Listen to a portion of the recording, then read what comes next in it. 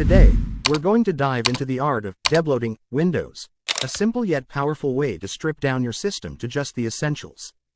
Say goodbye to all that unnecessary bloatware and hello to a super light, super efficient Windows experience. Let's get started.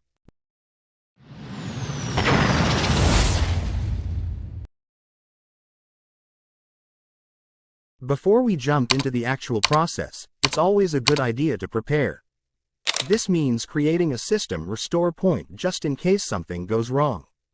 It's like having a safety net. You hope you won't need it, but it's there if you do.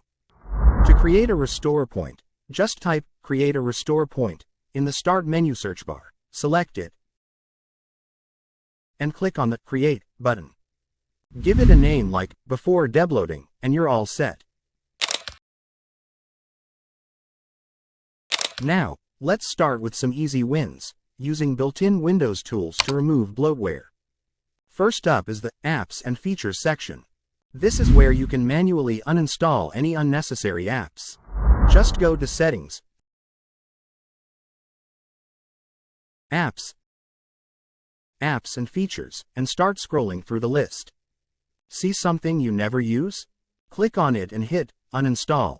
Simple, right? But what about those stubborn system apps that don't have an uninstall option? That's where PowerShell comes in handy. PowerShell is like the command line on steroids. It gives you more control over your system and lets you remove those apps that Windows normally won't let you touch. Don't worry, it's easier than it sounds. Open PowerShell as an administrator by searching for PowerShell in the Start menu, right-clicking, and selecting Run as Administrator. Now, type in the command get apex package xbox, remove apex package. This will remove all Xbox-related apps, which most people don't need.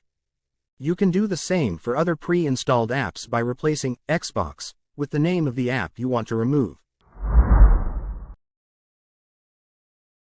Now that we've removed the bloatware, let's wrap things up with a few final touches. Consider disabling startup programs that you don't need. This will make your PC boot up faster. Just go to Task Manager, click on the Startup tab, and disable any programs that aren't essential. Trust me, your PC will thank you. And there you have it, a cleaner, faster, and lighter Windows experience. I hope you found this tutorial helpful. If you did, give it a thumbs up, and don't forget to subscribe for more tech tips and tricks. If you have any questions or need further assistance, drop a comment below. I'm always here to help. Thanks for watching, and I'll see you in the next video.